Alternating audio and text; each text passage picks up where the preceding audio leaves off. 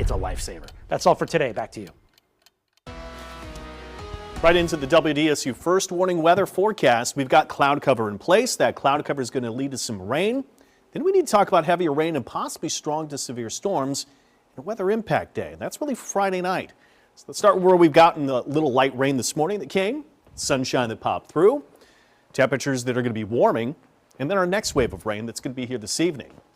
WDSU first warning weather Doppler radar is going to show that we're up and spinning right here with our radar on Chalmette. We've got a little light rain that's starting to show in the North Shore, but not a whole lot making its way to the ground just yet. There's potential near Roseland. We've got some light rain, and it would be just that. Sprinkles the light rain on the leading edge of this. Franklin to Folsom, maybe that's a little drizzle coming in. We got the really steady rain that's pretty farther west than there. You get to Baton Rouge, you get south of Donaldsonville. Thibodaux to Raceland, now to Houma. That rain is moving in, and at this rate, it still puts them here within the next 45 minutes to the next hour, right in here through New Orleans. We're going to cross-reference that with that latest short-term forecast in just one moment. Right now, we want to talk about current temperatures. We're into the 60s. With those 60s, this is about as cool as we're going to get if the rain is going to knock us down a few degrees until we go all the way until about Saturday night into Sunday.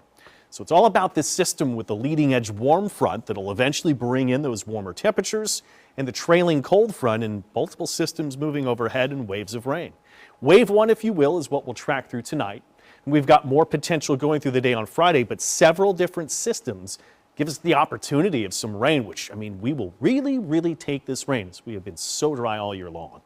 Let's look at radar imagery lining up with the short-term forecast. This one lines up pretty well. And the timing says that the light rain is more likely as we get to in 45 minutes from now, about 4:45 here in the afternoon. 5:30 to about 6, that light rain just puts down maybe a few tenths to a few hundredths of an inch of rain at most. It's just light rain, and then we're pretty much done. Until we get towards tomorrow morning, that high-res and short-term forecast shows maybe some stronger storms in the North Shore by the morning hour. There had been at one point this little small risk of storms being severe, and that would be very late tonight towards tomorrow morning. The main threats near Lake Charles to Houston.